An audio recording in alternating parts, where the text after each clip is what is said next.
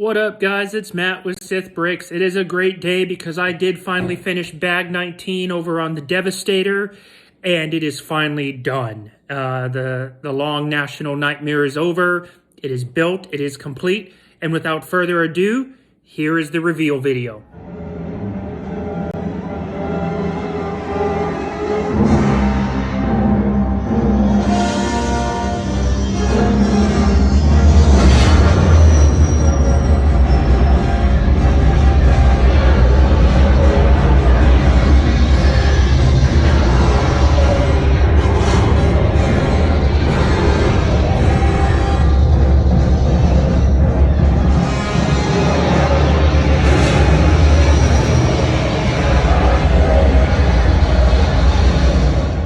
All right, guys, I hope you enjoyed that. I really love figuring out parts of the movies to like show the big Lego sets off to. I think it's just great. It adds just like that cool tone to it.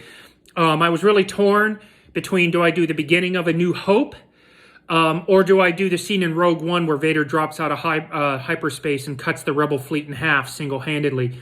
And I kind of watched both videos, and I was like back and forth. And I'm like, you know what? I got to go with the beginning of A New Hope because that's the first Imperial warship you see, the size, the scale, often imitated, hello Spaceballs, but never duplicated. So, yep, as you can see, it's sitting right here in my kitchen, and it's all of its gloriousness.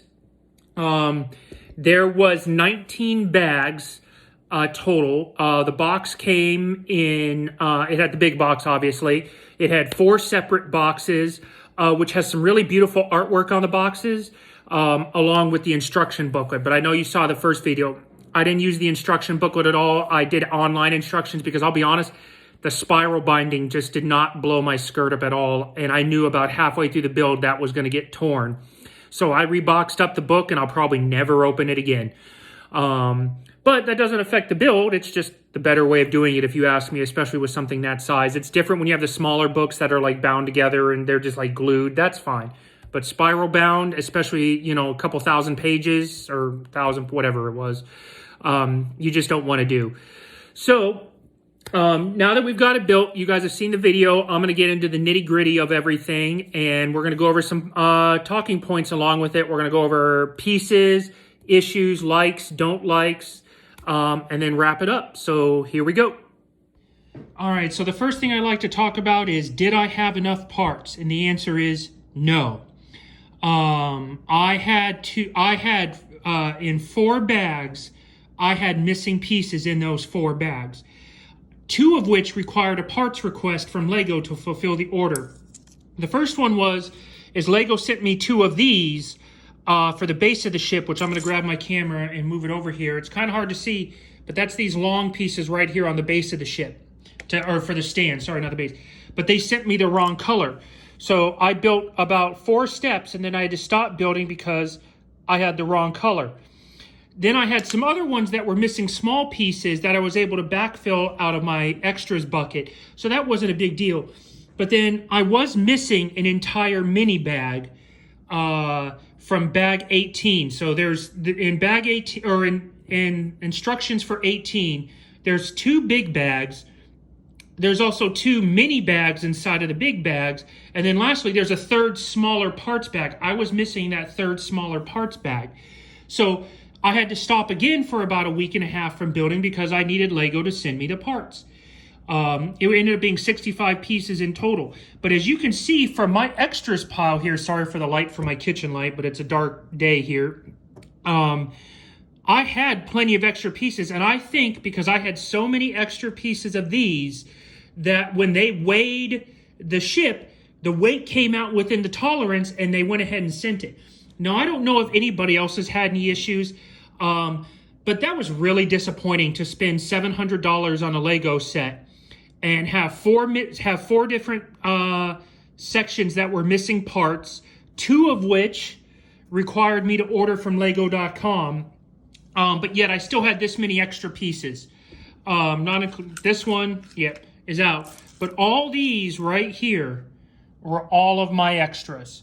So yes, I had extras, but I was missing a lot of pieces, and I would gladly trade only having 3 or 4 pieces and having all my pieces in one fell swoop versus the opposite, which I had to go through. So that really stunk. But you know, it's Lego, you get through it. They did send me my missing parts for free, which, you know, that's a given. So yeah, so that's my stance on the pieces. Next thing I'm going to do is I'm going to come over here with my camera and I'm going to show you the TANF 4 or the Blockade Runner, I guess you could say mini ship. So fairly straightforward to build. It was actually pretty fun. I'm holding it by the attachment rod here. So it attaches to the ship using this little clip here. Now this is if you attach it to the exterior of the ship. So I'm going to kind of show you, and I hope my camera can pick it up. It's going to be kind of tricky. I got to tilt it up here. So yeah, there it is. So this attaches to that clip right there inside the superstructure of the Devastator. So that's great. So when you want to fly it here, I'm just going to kind of hold it in place. And I'm not going to clip it in. But it'll sit outside like this, which is nice and all. The problem is once this is clipped in order to get it out, you have to pull this whole piece off that's in there. And then to put the piece back into the ship, you got to use a set of tweezers. So you got to use a pair of tweezers to push that thing back in there because your fingers are going to have a heck of a time, especially if they're my fingers, trying to get that in there and pushed back into place properly. So I am actually going to take this once I get it up on the stand, and there's a docking bay under here that holds it, and I'm actually going to put this in the docking bay because I don't want this flying around on the outside of the ship, getting knocked off, damaged, or any other issues like that, especially when I put it on the Wicked brick stand that's going to have it at an angle. This thing's going to be touching the ground almost. So, but no missing pieces for this. This definitely adds the right touch to the model. So it just kind of makes it more complete all along that line of episode 4. So let's go and set this to the side. Now, this set only comes with 2 minifigures, which is another disappointment for me. Again, for $700, I'd like some more minifigures. So you get an Imperial officer and then like an Imperial worker communications guy by the headset. So these are the only 2 minifigures you get in this set. You know, I've seen UCS sets that have like 7 or 8 minifigures. I believe the Hoth ATST has like 9 minifigures. And like every Harry Potter set has like, it seems like 32 minifigures in it. So I was really bummed not to get like a Vader in this or a Stormtrooper or something to that effect. So 2 minifigures, it's great, but there definitely could have been more to go along with it. So that's it for the extra pieces and the attachments. We're going to go ahead and move on to the bigger parts of the ship now. All right, guys, so I made it a little darker. I turned off my kitchen light, so I'm hoping it'll help you see better on some things. So peeling back from the size of the Devastator, you can see it here starting from the bow of the ship, which is, the opening is not nearly as bad as the Mold King, so that's one thing that Lego did get right, is they were able to hold in the nose of it. One thing I like is they used a connector piece and a skeleton arm right there to hold those together, which is nice. I'll probably find those and cannibalize it for the top. I don't understand why they only did it for the bottom. They should have done it for the top. But you get into the overall size of the ship. It is impressive. I'm going to bring out my Mold King Executor in a little bit, and I'm going to have them side-by-side comparison.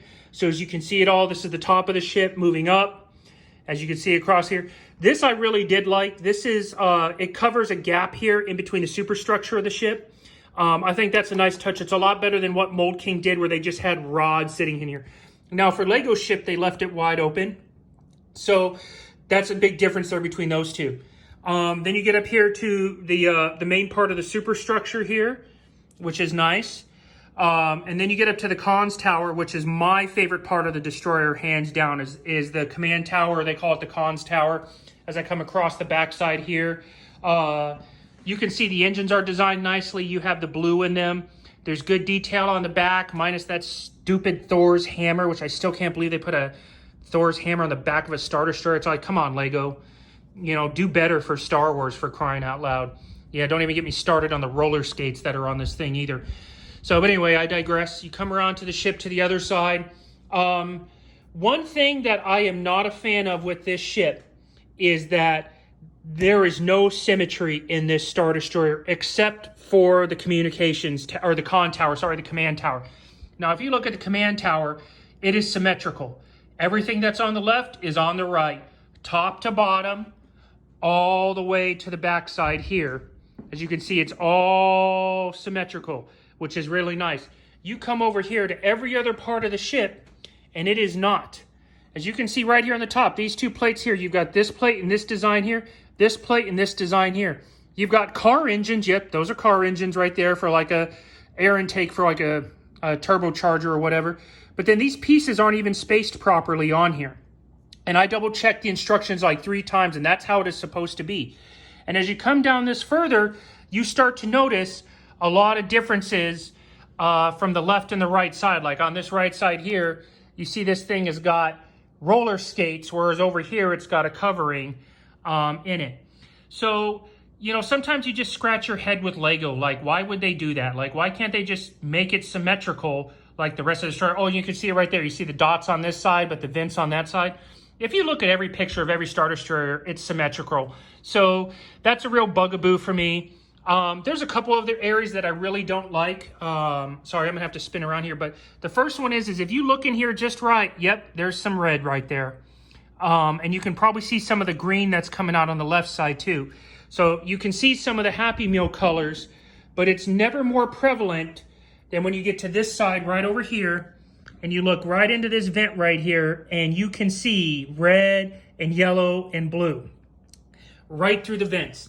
That drives me insane that you can see those Happy Meal colors on the ship. So, you know, that's the good and the bad with the design. Overall, though, it is a fun build. I mean, you're looking at several thousand pieces. I do like that they have the quad cannons right here. These guys move, so that's a lot of fun that you can kind of adjust them to how they want. These guns right here all pivot, so you can do whatever you want with them.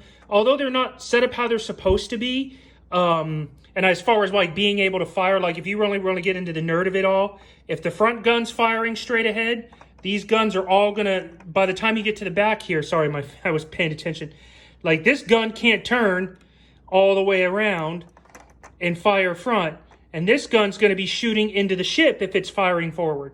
So I may get bored and try to realign the guns so that way all 4 can point forward and fire like that. Because right now this ship, as it's designed, can only fire broadsides, which is a battle tactic from like World War I, where you would line up ships, and even into World War II, and you'd exchange like broadsides.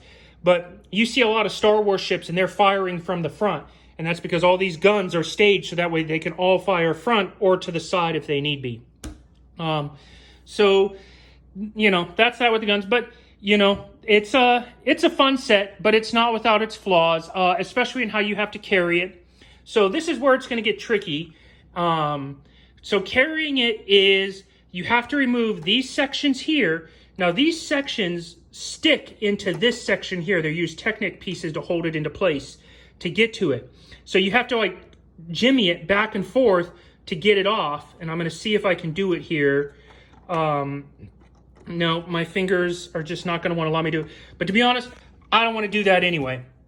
To be honest, it's actually easier to lift this whole piece off and the other side and pick it up and move it and then just set it back into place than it is to try to pull these off and carry the ship around. So I'm going to see if I can actually do it one-handed here, where I just kind of pick up this whole section and lift it off. Yep. Sorry, my hands are shaky. But see, I just picked that up and lifted it off. All right. So you come around here to the other side. It's always easier to do the second side because I can just reach behind here and lift it up and bring it off. So that opens up the Happy Meal part of the destroyer. I'm going to keep calling them that forever and ever, amen. So if you need to carry this ship from the top, it's done right here. It says to grab it like this and pick it up. Now, this ship is very heavy to the back end, so it's going to naturally want to do that. So I'm going to set it down now. I only picked it up about 6 inches. But because this is a display piece and the sheer size, this is not something you want to be picking up and flying around the neighborhood. In fact, when you carry it, if you have to pick it up by the bottom using your hand, you're going to place one hand, you use these cutouts at the side here underneath, kind of like this to hold it. And then your other hand is going to go on the underside here, and you're going to put it right behind the stand, right in the center. But I'll be honest, every single time I put my hand under there to try to pick it up, I hear something moving, and I do not like it at all. So I would not recommend trying to pick this ship up under the underside at all, especially in this area. There's also a lot of weak building parts right here. This was not properly reinforced by Lego. It's very flimsy. There's like 1x2s and like 1x8s holding this all together. So even after I reinforced it, this underside plating on both of these sides is not really well done. So I would recommend against picking it up with two hands. And the only way to carry this ship would be right here and this way here. And you just pick it up like this. And it's going to lean backwards. As you can see, it's leaning up in my hands. But that's the way to do it. So I'm going to get this back together, and then we're going to go over some more stuff, and I'll bring out the Executor, and we can do a size comparison with them. All right, so this is probably the part that most of you have been waiting for since I started doing this, as I wanted to do the comparison with the Devastator next to the Executor. And as I step back, you can see that I'm finally bringing the Executor into view. I'm not going to twist my phone like that because it makes the angle look weird in the final video. But as you can see, they are some big warships. The Executor is about 8 inches longer than the Devastator, but the Devastator is about 4 inches wider, and it's about a foot taller. You can definitely see that as you back up into it here, and you can kind of see how the back of the ships are designed right here. But both are impressive in their own right. They both have their good and their bads. To be honest, the Executor is the better ship for grabbing and flying around. If you wanted to actually run around the house and play with it, it is well more built to sit on its stand than the Devastator. And I'm gonna see if I can replicate it. But just jumping up and down, this thing sitting on the stand is not stable. That's just me giving it a light rock, and you can just kind of hear that thing clicking around. This one does not move at all, and it's because the way the stands are designed. So you can see the Lego stand underneath the Executor here is got these struts that go up into the stand here, whereas the stand on the Executor is solid brick with a couple of support towers on it, front and back. So this one sits a lot more sturdy in its stand than this one does. Now this one is on its Lego stand. Eventually I'm going to put it over here into its Wicked Brick stand, and we're going to see how that turns out. I'll go over that in a little bit. But the comparison between the two warships, you can see right there. The Devastator and the Executor. Monstrous, and I love it. I can't wait to get these guys up into my actual Lego room. All right, so the last thing I want to talk about is if you guys decide to mount this into the Mold King stand. So as you can see, you've seen another video with the Mold King stand that I've got right here. It's got a nice angled display. You get a nice magnet piece. And you get a spot for your minifigures, but I like the fact that they have 2 extra sets of studs on there for 2 more minifigures. I'm probably going to put a Vader right here and then maybe a Stormtrooper right there. But very well, nice case. As you can see, the high gloss is reflected in my pot rack right above you. But it's a great stand. But you've heard me cover it before, but I'm going to go over it again.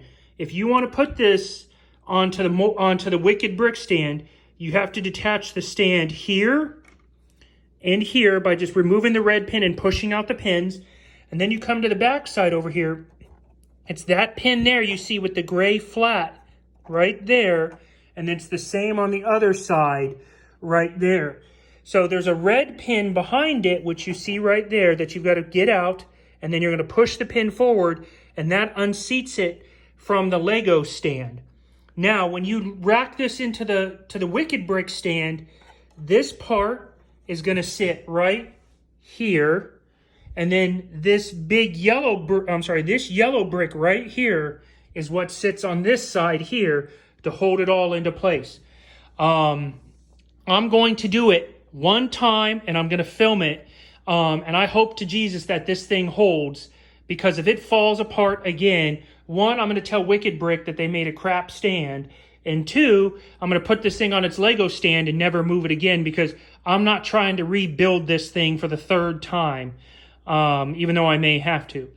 So that covers the Wicked Brick stand and getting it mounted. Also, lastly, if you're going to do the Wicked Brick stand with this thing fully assembled like this, even with these 2 heavy pieces off, it is still a 2-person job. Do not try to do this by yourself. the weight of this ship combined with popping the pins off the angles, getting it up here and seated is not a one-person job. It'll fall apart for sure. So make sure you got 2 people helping you out in this process to get it done. I'm going to do a video of it. I hope it works out. Fingers crossed. You know, bless this post that it'll work, and we'll go from there. All right, guys, I hope you really enjoyed everything. The Devastator is complete. As you can see, it's right here. I got her all back and assembled. This has been a fun build. It's very challenging, very frustrating, actually, with Lego and some of their designs. But still, overall, I highly recommend it. Hopefully, you guys don't have issues with the missing bricks like I had. But I'm really looking forward to, sorry, I'm adjusting something on here as I'm talking. Bad videographer, big words. I hope you guys enjoyed watching the videos as I assembled and put it together. I'm going to leave you with one last little factoid. The Devastator was the final of the Imperial Class 1 Star Destroyers. After the Devastator was complete, they started building what they call Imperial 2 Star Destroyers. They're lovingly called Imp Star Deuce. Now, they were identical in every which way except right up here. In the Imperial Star Destroyer 1s, this is for the tractor beam targeting array. For the Imp Star Deuces, they got rid of this and turned this into a communications tower. And basically, they got rid of the X-Wing thing here and just had a couple of bars like this across the top. So that's how you can tell the difference between an Imp Star 1 and an Imp Star Deuce Star Destroyer, is look at the tower. If it's an X, it's a 1. If it's flat, it's a 2. So thank you guys again for watching. I appreciate all your support. Like, subscribe, share, comment. I appreciate it all, especially comments. I'll answer comments all day for you.